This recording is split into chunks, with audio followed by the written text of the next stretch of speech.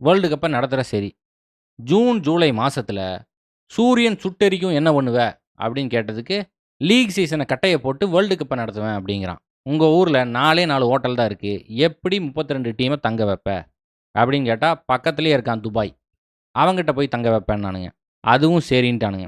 அதுபோக உன்கிட்ட ஸ்டேடியமே இல்ல என்ன பண்ணுவேன்னு கேட்டா, அதுதான் எண்ணெய் கிணறு இருக்குல்ல, அதிலேருந்து வர்ற காச எடுத்து, இந்த சவுத் ஏசியா பக்கம் வந்து ஏழையா சுத்திட்டு இருக்கானுங்க. அவனுங்க எல்லாத்தையும் கூட்டு வந்து, கொன்னு சாகடிச்சு, ஸ்டேடியமே பில்ட் பண்ணுவேன்னான். அதுக்கும் சரின்ட்டானுங்க.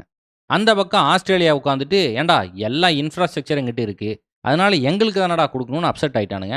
இவனுங்க பிட்டிங் ப்ராசஸ்க்குள்ள போயி கொஞ்சம் கொஞ்சமா மூவ் ஆனதுக்கப்புறம் தான் தெரியுது, ஒவ்வொருத்தனுக்கா லஞ்சம் குடுத்துருக்கானுங்க. இதுவும் இந்த கான்கக்காஃபோட பிரசிடென்ட் ஒருத்தன் இருந்திருக்கான். அவனுக்கு கிட்டத்தட்ட 10 மில்லியன குடுத்துருக்கானுங்க. ஃபுட்பால் டெவலப் பண்ணுன்னு. ஏதோ கட்டார் வந்து பிரான்ஸு, ஸ்பெயினு, இங்கிலாந்து மாரி ஃபுட்பாலிங் நேஷன் மாரியும், அவனுங்க 10 மில்லியன குடுத்து, ட்ரினிடாட் அண்ட் டொபாகோல நீங்க வந்து ஃபுட்பால டெவலப் பண்ணுங்க அப்படின்னு காசு குடுத்துருக்கானுங்களாம். அந்த காச வாங்குன பிரசிடென்ட் என்ன பண்ணியிருக்கான், நேரா பர்சனல் அக்கவுண்ட்ல போட்டான். எமிரேட்ஸ் ஏர்லைன்ஸ்க்கு, அதாவது ஃப்ளை எமிரேட்ஸ்க்கு இவனுங்களோட சில்லறத்தனம் அப்படி இப்படின்னு தெரிஞ்சு, இதுக்கப்புறம் இவனு கூட ஸ்பான்சர்ஷிப் எல்லாம் நம்ம எக்ஸ்டெண்ட் பண்ண வேணான்ட்டானுங்க.